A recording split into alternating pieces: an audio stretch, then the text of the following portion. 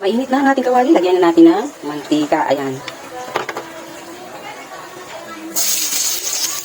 Bawang.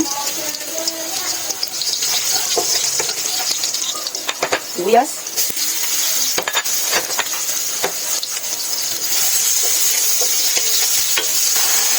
Lagyan ko po ng patis.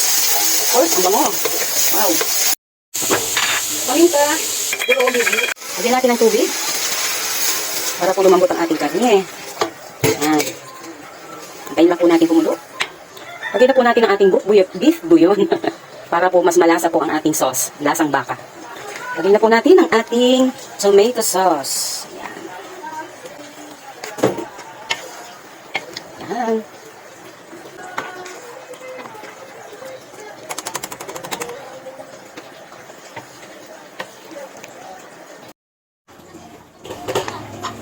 Tignan natin ang ating spaghetti sauce.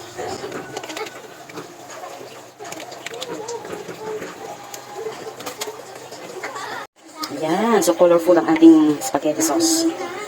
Tignan po natin, lagyan natin ang ating tomato paste para po mag-bind po, lumapot ang ating sauce. Ang ating pong ginagamit na binder ay tomato paste, meron din po tayong Nestle cream at meron din po tayong Alaska condensed milk. Yun po ay mga binder, ibig sabihin, yun po yung mga nagpapalapot sa ating mga pagkain. Lagyan na natin ang ating hot dogs. Ayan. Malapot na po ang ating spaghetti sauce. Pwede natin lagyan pa ng konti. Para mas lumapot. Ayan. Lagyan natin ng Nestle cream.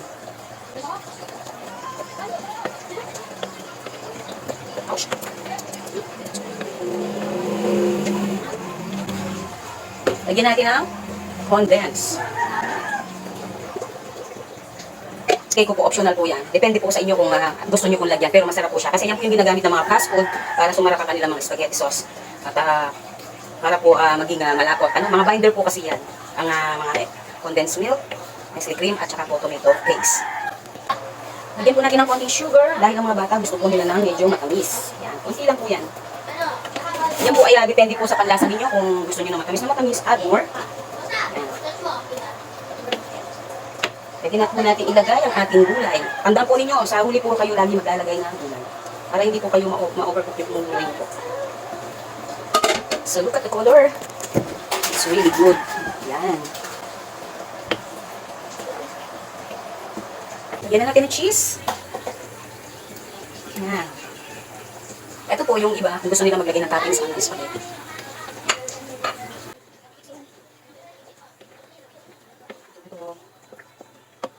Ayan po, at luto na ang ating spaghetti sauce. Ayan, parang isang batalyon ng kakain.